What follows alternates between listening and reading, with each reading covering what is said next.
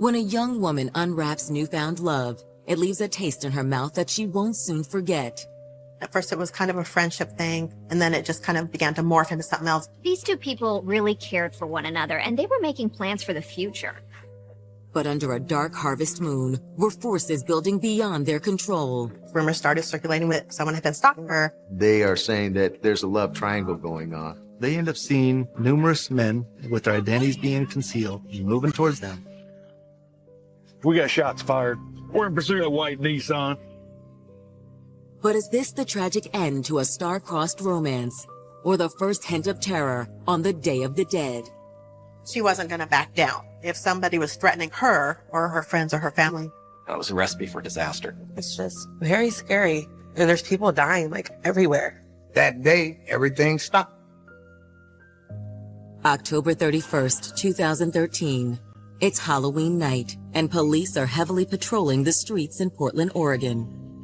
Whenever you have a holiday, people tend to be a little bit more wild and rambunctious. With it being Halloween night, they were definitely having extra officers on the streets, just making sure that the public was safe. For patrol officers in Southeast Portland, it's been a relatively quiet night. But at 1:25 a.m., that all changes in an instant. Did you hear that? I think it was that way. Let's go. They immediately got in their car and started heading in the direction where they heard the gunshots. David 21. Got shots fired, Briarwood and 21st. As the two officers race down a boulevard, they spot a white Nissan Altima whip out of the Laurel Place apartment complex. Did you see that? The officers decide to follow the vehicle because it had its headlights off. That could have posed danger to the public. As police turn on their sirens, the Nissan accelerates. Cops follow in hot pursuit. 21 dispatch, we got a white Nissan, no headlights on, driving erratic. This chase went through a very residential neighborhood in Southeast Portland. What they have to do is get that vehicle stopped as soon as possible, especially if you think that that vehicle is going to be hurting someone else. The driver of that vehicle was turning very fast, very constant, trying to ditch the officers. As the chase continues, the two officers see their suspects toss something out the window of their speeding vehicle. The officers couldn't stop to collect that because they needed to continue chasing these suspects. But obviously, they know that that person wants that item hopefully not be found by police. 21 dispatch, we're behind that white Nissan. He just threw something out the window. As the suspect's vehicle whips onto 126th Street, its driver loses control. The car actually got airborne. Ultimately, they went through that barrier in a park. Once that suspect vehicle crashed, the suspects fled. Please stop! The two officers race into the park on foot, but by then it's too late. Their suspects are gone. These suspects definitely had the advantage because it was dark out. They were already wearing dark clothing, and they were simply going to scatter. I lost him. But who were these men that disappeared into the darkness? And what horrors had they wrought on this ghoulish night? Soon a sickening discovery is about to raise the stakes in this investigation, and its epicenter is a young Portland woman who had everything to live for. I've thought about this over and over again, and it's wrong, it's disgusting, and there's no making sense of it. Precious Jackson grew up in Portland, Oregon in a warm and loving household where family always came first. Okay. Yo, how long it's gonna take though, cause we hungry. Girl, almost done. Yeah, girl, I'm starving. Precious was very, very close with her family, and she spent a lot of time at home. From an early age, it was clear she was different. There was absolutely nothing feminine about Precious. She just had a more masculine personality. She preferred to dress more like a male. She had a very deep voice. Don't make that too salty, Bree. You always make it too salty. Come on, Freya. If you didn't know better, she could easily have passed for a man. Though Precious's family embraced her just as she was, not everyone was so accepting. I know she would get bullied a lot, so she had to create kind of this hard exterior shell. And it came across sometimes as her being like a very hard person, but it was just this persona that she had to put up to kind of protect herself. Really, she was very soft. With her warm heart and tough persona, Precious became a fierce protector of those she loved most. If she saw somebody bullying you or picking on you, she would be the first one to stand up for you. She protected her brother. She protected her sister. I feel like she even protected her mom. She looked out for her friends too. But when it came to charting her own future, Precious wasn't as self-assured. Precious did not finish high school. She ended up dropping out. She wasn't sure what she wanted to do. She didn't have a lot of structure. She worked off and on some part-time jobs. She spent a lot of time just hanging out in the streets with her friends. She was a little bit lost. Of course, this 18-year-old had no way of knowing that a pretty 16-year-old high school student named Mercedes Warren would soon help her find her way. Hi, nice to meet you, Mercedes. How you doing? I'm good. Have a seat right there. Thank you. Precious used to cut hair, so my best friend took me over to her house one day to get a haircut. What you want to get done today? I kind of want to go short. Are you crazy? I think you're gorgeous just the way you are. The first time I met Precious, her smile stood out the most. I had never been interested in a woman before, and I was like immediately attracted to her and her personality. You know you're beautiful, right? You don't even need all this. You're crazy. The two young women soon found themselves spending every free moment together. Precious and Mercedes started out as just being good friends, and then that friendship grew. They started dating, and I was a little surprised, but immediately I could tell that she really cared about my daughter. When they looked at each other, it was complete eye contact. You could just tell that they were completely in love. Precious spent a lot of time with my daughter and I at our house. She was at my house for Christmas, Thanksgiving, birthdays, baby showers. Precious definitely became part of our family. She was like a daughter to me. As Precious and Mercedes matured into adulthood, they helped each other become better people. She just brought out a strength in me that I didn't know that I had, really. A lot of kids were teased in my school for lesbian and homosexual relationships, and she made me strong. Mercedes did the same thing for Precious. She was encouraging her to live to her full potential. Mercedes, she really helped Precious grow as far as trying to decide how she could better herself. I've been thinking about something. Okay. I was thinking about me going into nursing. It's something I've always wanted to do, you know, with me helping people and stuff like that. I think that's great. Though Mercedes and Precious never stopped loving each other, after 4 years together, they made the difficult decision to separate. We wanted to be together, but we know that we shouldn't. Personality-wise, they really were not a good couple. Mercedes and Precious both had very, very alpha personalities, and they both wanted to have things their way. We decided it was better to be friends. But in the years that followed, the two women remained close. I desired having her in my life forever. She was an amazing friend. In fact, Mercedes and her family had the chance to see Precious truly blossom and thrive. Hey, boo, how you doing? So how's the new job coming? Oh my God, this new job is so good. Oh, it's so good. I'm so excited. She had decided she wanted to be a nurse's aide. Her passion was working with the elderly. She just felt like things were getting better and looking up. Her smile was still beautiful, and her aura said she was happy. I feel like I got my niche going. I'm so excited for you. Thanks. Thank you. By giving and helping people, she was actually getting something back out of it and getting a sense of fulfillment out of that. But under an ominous Halloween moon in 2013, a ghastly chain of events were about to unfold, obliterating this young woman's dreams in one brutal moment. Yes, we need the police over here at these departments on fire. Somebody just got shot. Oh my God. In her 24 years, Precious Jackson had experienced everything life had to offer. From the taste of love to a painful breakup, and finally finding happiness again in a healthcare career that brought her immense joy. I think that she just really kind of felt empowered by helping people. But in the early morning hours of November 1st, 2013, a series of unsettling events were underway that would soon cast a pall over Precious's happy life. 2 officers had heard gunshots in a southeast Portland neighborhood, and they ended up pursuing a car they saw speeding away from the Laurel Place apartments. The suspects ended up crashing their car, and then they disappeared on foot in Portland's Gilbert's Heights Park. But as the 2 officers combed the vehicle's wreckage, a flood of concerned calls from residents at the Laurel Place apartment complex hits 911 operators. 911. I just heard like 7 gunshots in my apartment building. Someone's shooting in my apartment. Okay, what address? Laurel Place apartment. Somebody's been shot in front of my door. I said right in front of my door. I believe they've been shot and fell down the stairs and hit my door. Ma'am, calm down. We got somebody coming your way right now, okay? As first responders race to the victim's aid, Portland police know they have to act quickly in the interest of public safety. You can't have homicide suspects running through a neighborhood on a Halloween night. The police knew that they needed to set up a very large perimeter as quickly as possible. As officers arrive at the Laurel Place apartment complex, they find a crowd gathered outside. It was a chaotic scene. There were a lot of people coming out of their apartment because they had heard the gunshot. People are crying and there's pandemonium. The first responding officers couldn't really see what was on the ground, but could tell they were looking at someone. Move, back up.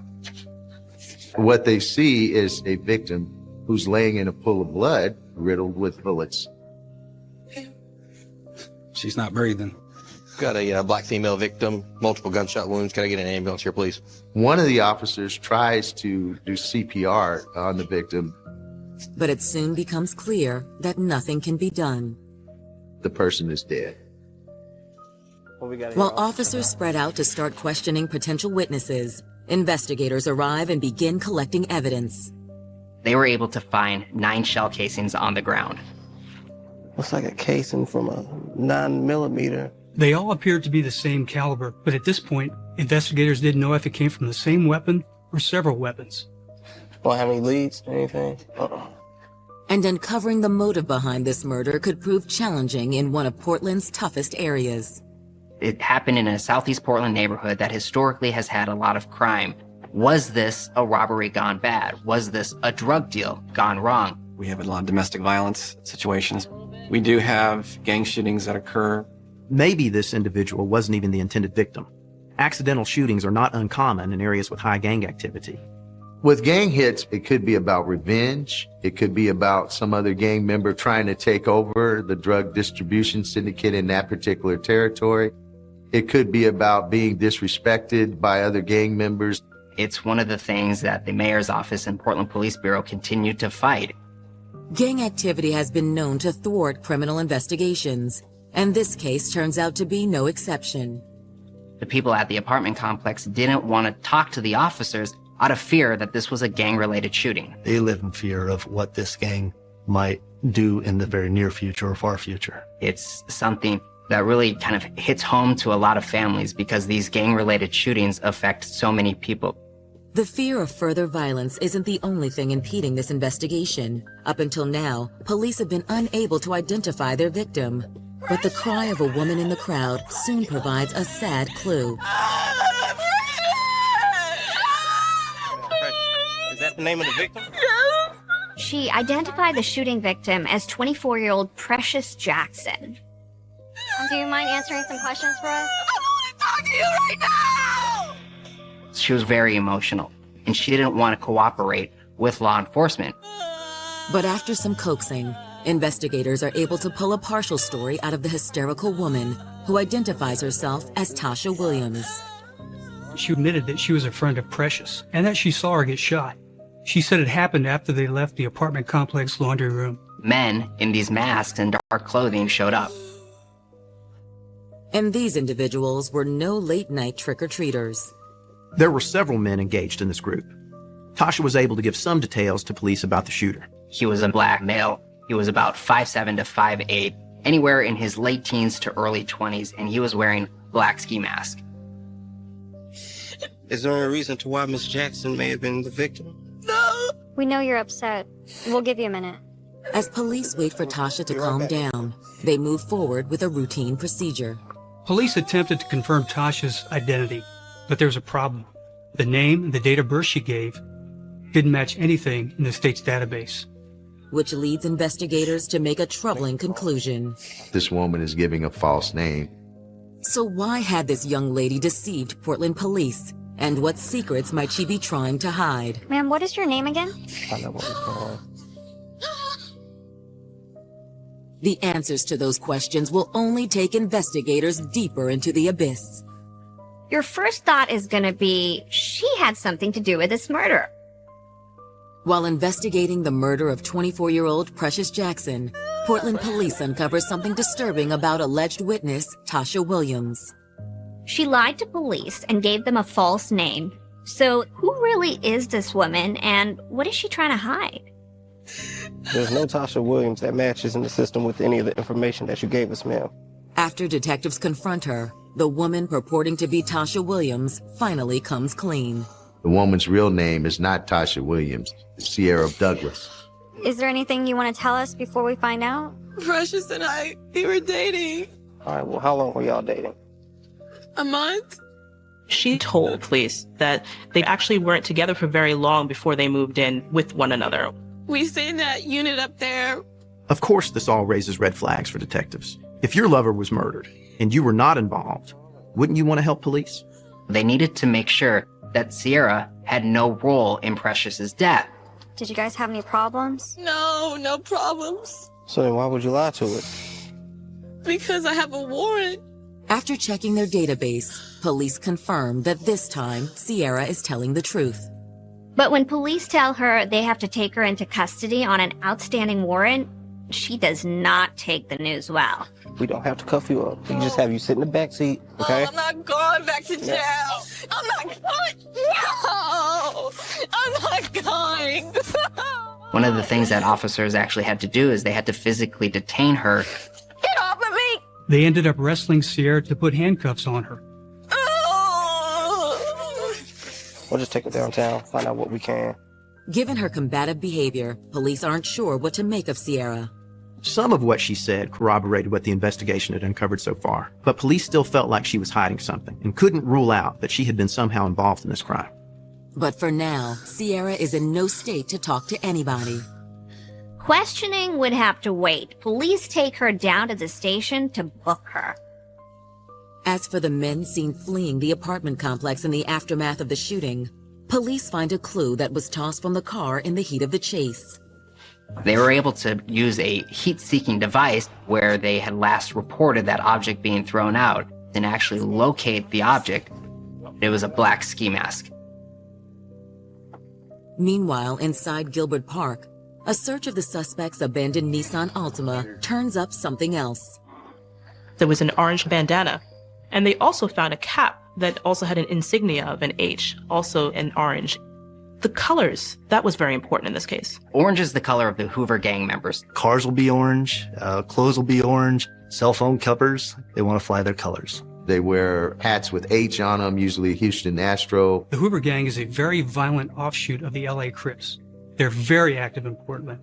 They're known for peddling drugs, arms, prostitution, armed robberies, murders, you name it. During this time, there was a lot of violent activity coming out of the Hoover Gang, especially against a group called the Rolling 60s. The Rolling 60s are essentially arch enemies of the Hoovers. Did Precious Jackson have some connection to the Rolling 60s? Was she leading a secret life? Someone could have wanted Precious Jackson dead because of a possible gang affiliation. As investigators consider that possibility, two witnesses approach officers with potentially important information. Excuse me, sir. Yes, ma'am. There was a guy running that way. They were walking their dog at 130th Street when they saw a man racing from the direction of Gilbert Park. What did he look like? He was a black man, young. He had on a black pants, black shoes, initially a black jacket. What do you mean initially? They described how the man disappeared for a second, and when he reemerged, the coat was gone, and he was wearing a white button-down shirt. Not long after a bolo is issued, officers stop a man who matches the witness description to a T. Hold up, sir. Is that a problem? It was a cold night. He wasn't wearing a jacket. If you touch him, he's hot like he's been running a race. Just that alone is enough to make a law enforcement officer go, okay, we want to talk to you. Do you have any ID on you? What they get is a school ID, and it says this person is Antonio Lorenzo Sanders, 20 years old. 10-4, thank you. But when officers run Antonio's name, they learn he is no chaste young pupil. You're going to need to go with us. We just need to talk to you a little more. What? He's been involved in shootings that sent him to prison earlier on. He has a warrant for his arrest for being an unlawful possession of a firearm. And that isn't all. Mr. Sanders has a gang affiliation. According to Portland police, he was identified as one of the Hoover gang members. Eager to question Antonio, police detain him on the outstanding warrant. That's when chatter from dispatch alerts police to something highly concerning. There have been 2 other shootings in the area that night. One of the first questions we asked, are these 2 shootings related to the shooting that killed Precious Jackson? All of this raises another terrifying possibility for detectives in these gang-riddled streets. Is this an all-out gang war? In the aftermath of Precious Jackson's post-Halloween night murder, investigators discovered another stomach-churning detail. There were 2 other shootings that night in Southeast Portland's gang-infested streets. Is this a related shooting? Is this an all-out war? Detectives conferred with their colleagues at the other crime scenes to see if there might be a link. Meanwhile, police interrogate one potential suspect, Hoover Criminals gang member Antonio Sanders. Do you know anybody by the name of Precious Jackson? No, ma'am. So you wouldn't happen to know anything about her murder tonight? Nope. They also asked him if he knew anything about the 2 other shootings in Portland that night. Look, man, I don't know anything about this shooting or any other.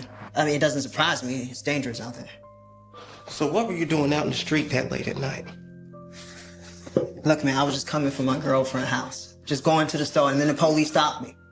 He relates that he took a municipal bus, the number 9, over about 9 p.m. at night. He says he's visiting someone in the area by the name of Antoinette. Now, Antonio says that at about 1:30 a.m., he left Antoinette's house to make a run to the store, and that is when police stopped him. You better not be lying. I ain't. Let's go. While police attempt to confirm Antonio's story, detectives return to the crime scene, where news of Precious's death has now reached her family and friends. When they heard the news, they were crying. They were absolutely devastated. Among the grieving mourners that night is Precious's ex-girlfriend, Mercedes Warren. With Precious dying, I feel like I lost a piece of me with her. Though highly emotional, Precious's friends and family are eager to do whatever it takes to help investigators, and detectives have a pressing question to settle. Given police fears this crime might be connected to a larger gang war, police needed to know whether Precious had any gang ties. Did y'all know if Precious may have been, involved with any gangs or maybe hung out with the wrong crowd, maybe? No. But loved ones insist that wasn't part of Precious's life. I knew Precious from the time she was 18 until she was killed. And I have never heard any of Precious's friends or family members ever mention her being in a gang. I've never seen her throw up any gang signs, dress like a gang member, talk like a gang member. She was a caregiver trying to make herself as a good homemaker. And that was her direction. Any kind of gang activity or anything else wasn't really on her radar. While Precious seems like an unlikely target for gang violence, her sister Priyana does reveal something troubling. Listen, you need to just stop calling my phone. I ain't got nothing to do with you and her, okay? Precious had been getting threats for a few weeks. And Priyana says just before the murder, they escalated. You want to come after me with a gun now? Who is that? Don't worry about it. Priyana overheard in a phone conversation that Precious was having that there would be gun violence and she would be involved in it. Stop calling my phone. When investigators ask Priyana whether she knew who was behind the menacing call, her answer is surprising. She claimed it all started with Sierra Douglas. Sierra Douglas, the very woman that police had taken into custody earlier that night on an unrelated warrant charge. A woman who admitted to having a relationship with Precious, but had already lied to police once that night. But what else did friends and family know about Sierra's relationship with Precious? Can we take you over here to ask you some more questions? According to Precious's ex-girlfriend, Mercedes Warren, when she and Precious split, neither could imagine ever finding love again. We were equally sad. We equally missed each other. But for Precious, dipping her toe back into the dating pool was particularly painful. They were so close, and it took a long time to get her to the point where she could find the strength to move on. Then, one day in 2013, Precious finally met someone who filled the void in her heart. Can I get a light? Yeah. Appreciate that. Not a problem. I'm Precious, by the way. I'm Sierra. And after ending a relationship with a boyfriend of 5 years, Sierra was on the rebound and looking to have some fun. You enjoying the party? Yeah. Are you? I am now. Precious was so attractive and so fun and so flirtatious. that women wanted to talk to her and wanted to be around her and wanted to enjoy her personality. As Precious and Sierra's relationship deepened, apparently neither woman saw it as a short-term fling. Sierra had a child, and the thought of possibly getting to help someone raise a child was very exciting to Precious. Though the 2-year-old little boy was living with Sierra's mother in Arizona at the time, they talked about what would happen when he came home. But not everyone was content with the couple's newfound happiness. Allegedly, Sierra's baby daddy and ex-boyfriend, Corey Hill, was pretty upset about the situation. Not only was he being rejected by Sierra, but Precious Jackson had taken his place. This may have been a little bit damaging to this gentleman's ego. She was able to attract so many women, and he was intimidated by knowing that another woman can take your woman. Mercedes tells detectives that in the weeks leading up to Precious's death, Precious had been receiving threats from Corey. For her own safety, Precious's loved ones had urged her to end the relationship with Sierra. But like Precious had done all her life, she refused to abandon the woman she loved because of a bully's threats. Instead, Precious moved with Sierra into the Laurel Place apartments, a place where she believed Corey wouldn't be able to find them. Thank you for Could your this time. case, which once appeared to be gang-related, really be a love triangle gone wrong? Police aren't sure. Thank you for your time, man. Sorry for your loss, all right. Soon after talking to Precious's family, police were able to determine that the other 2 shootings in Portland were not related to this particular shooting. But if this murder was just about Corey Hill being jealous, there was a lot they could not put their finger on. Why had a group of masked men shown up the night that Precious was shot? And how was Antonio Sanders involved? Or was he? In a case with more questions than answers, one witness is about to drop an enormous bombshell. She revealed the man's identity, and they were floored. After allegations surfaced that Corey Hill, Sierra Douglas's ex, was deeply jealous of Sierra's relationship with Precious Jackson, Portland detectives must now consider one more possible motive for Precious's murder. There's a love triangle going on, and someone has been rejected. But if that was the motive for the crime, then who were these masked men that showed up at the murder scene that night? And how was local gang member Antonio Sanders involved, if at all? Hoping to learn more, investigators turned to Sierra Douglas, who was about to be released for the outstanding warrant charge. It turned out there was a mistake, and the arrest warrant for Sierra was no longer active. Detectives were hoping that under less tense circumstances, she would be more cooperative. But when confronted with the allegations made by Precious's family and friends regarding Corey Hill, Sierra becomes defensive. You're not saying Corey did this? No, I don't think he's that type of person. Sierra says when she met Corey at the tender age of 15, he was a rising boxing star. Corey started boxing when he was 9 at 14 years old. He won his first national tournament. Corey was a 3-time Tacoma Golden Glove champion, 2009, 10, and 11. He would come to the gym, watch him practice. She would go to his fights. Corey was very happy with Sierra. It was a perfect fit. They were really a nice young couple. Then, 1 year into their relationship, Corey and Sierra got shocking news. Sierra was pregnant. Corey was overwhelmed at having a child. That's natural. But Sierra says what Corey did next put their family's future in jeopardy. Corey had stopped coming to practice.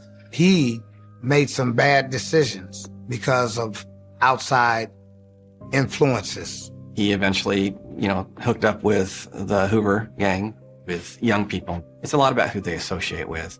You can have a good student who's never been involved in any kind of problem, and they find a friend who is a lot more impulsive, a lot less thoughtful about their, consequences. Next thing you know, they're drug into it.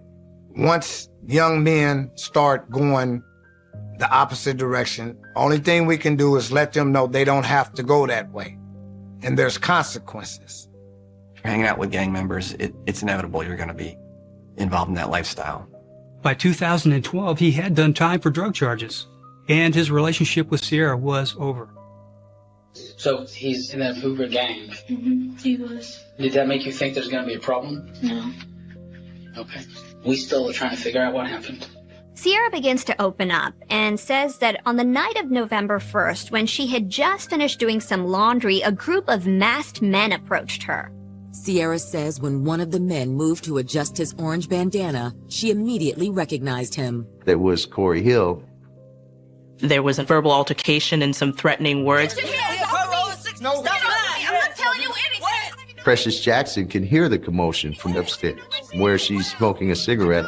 Miss Jackson came down the stairs to make sure that Miss Douglas was safe. If Sierra in any way felt threatened, Precious would stand up for her because that's how she was. She was a protector. Precious jumps in and pushes Corey Hill. That's when Sierra says a man wearing a ski mask got up in Precious's face. Man, don't be pushing him up, bro. You hear me? By now, Precious had had enough. She wanted nothing to do with this group, and she wanted to get away. She walked away and made her way upstairs. Sierra says before she could follow Precious's lead, all hell broke loose.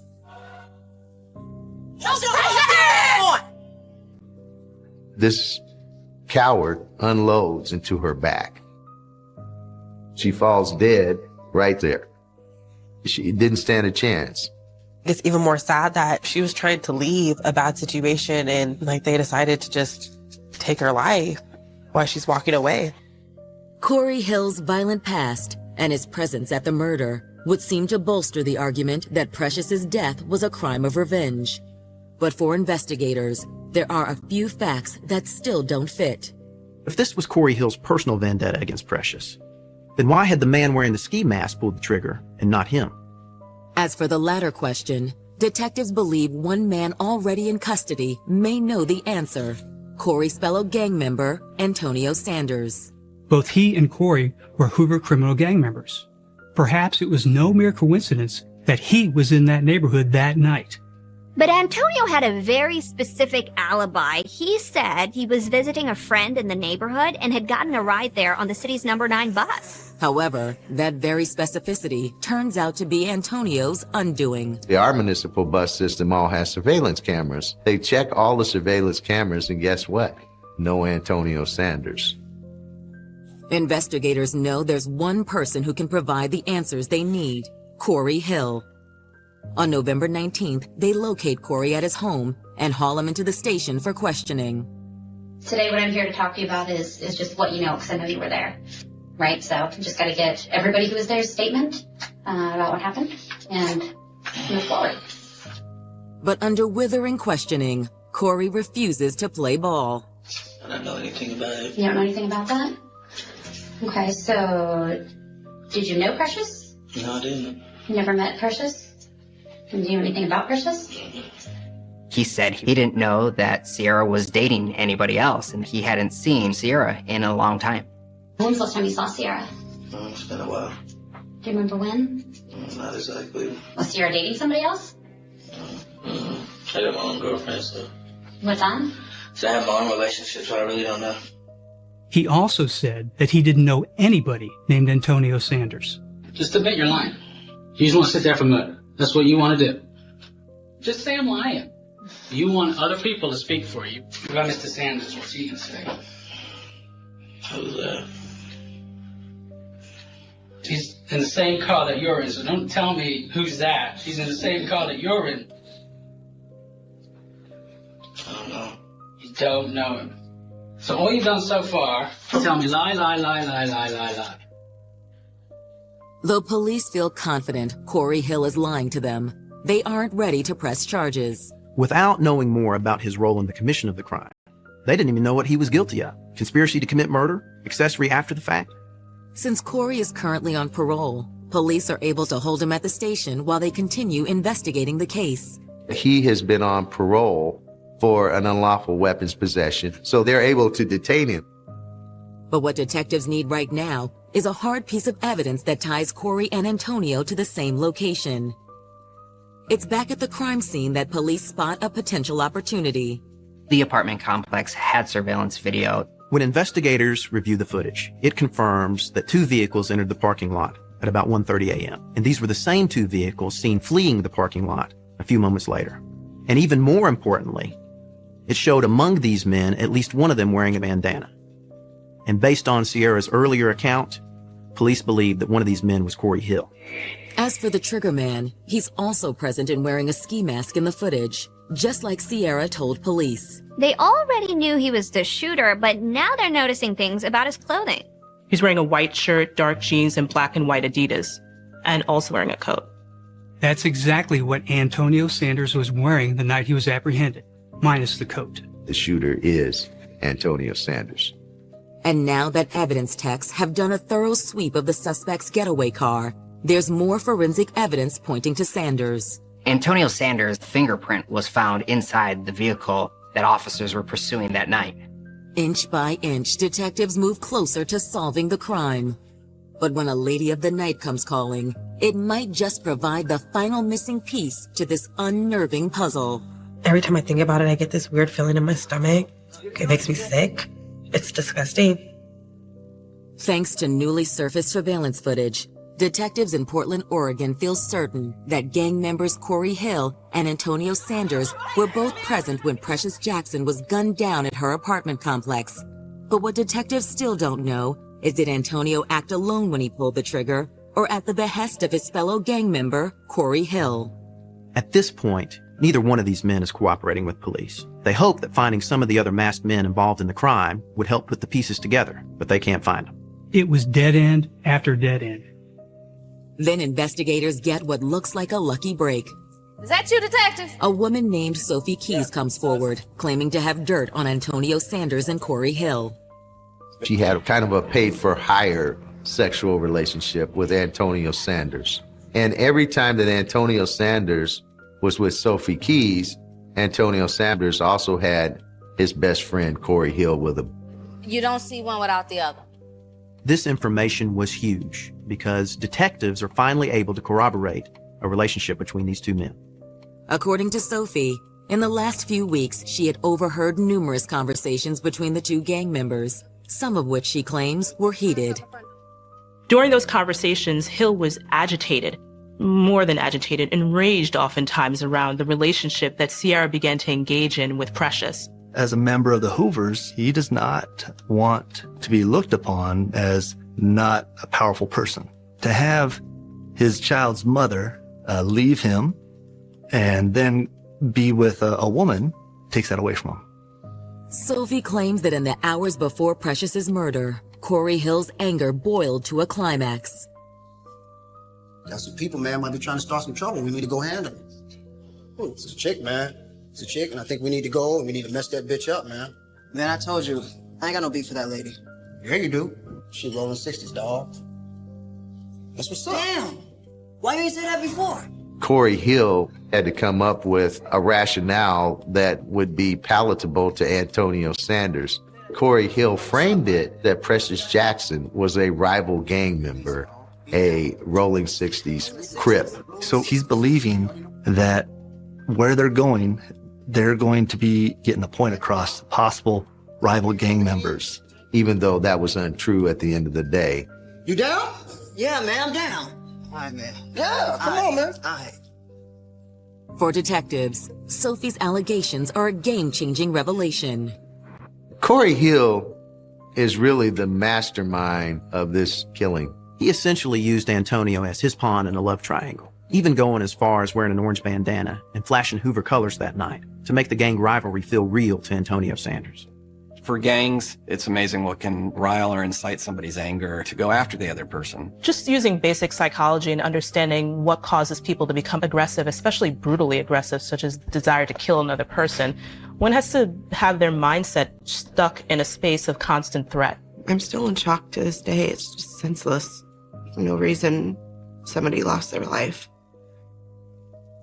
In light of the new evidence and testimony, on November 21st, Antonio Sanders and Corey Hill are charged with Precious Jackson's murder. I was still sad and devastated. Just because you arrest somebody doesn't bring Precious back.